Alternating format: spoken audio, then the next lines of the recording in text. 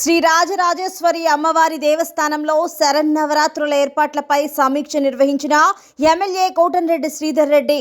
శ్రీ రాజరాజేశ్వరి అమ్మవారి దేవస్థానంలో 51వ శ్రీదేవి శరన్నవరాత్రుల ఏర్పాట్లను పురస్కరించుకుని రూరల్ ఎమ్మెల్యే కోటంరెడ్డి శ్రీధర్ రెడ్డి ఆధ్వర్యంలో అధికారులతో సమీక్ష సమావేశం జరిగింది.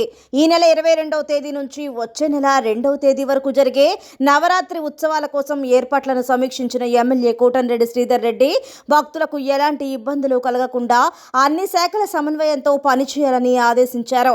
ఈ కార్యక్రమంలో టీడీపీ రాష్ట్ర నాయకులు కోటంరెడ్డి గిరిధర్ రెడ్డి, దేవస్థానం సభ్యులు, టీడీపీ నాయకులు పాల్గొన్నారు. అనంతరం దేవస్థానం సభ్యులను శాలువాతో సత్కరించారు.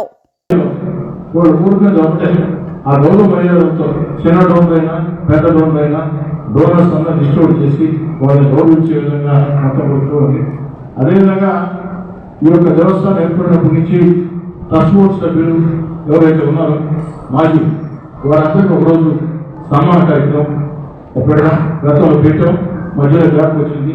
ఈసారి తప్పకుండా చేద్దాం. వారందరినీ కూడా డిస్ట్రిబ్యూట్ చేయండి.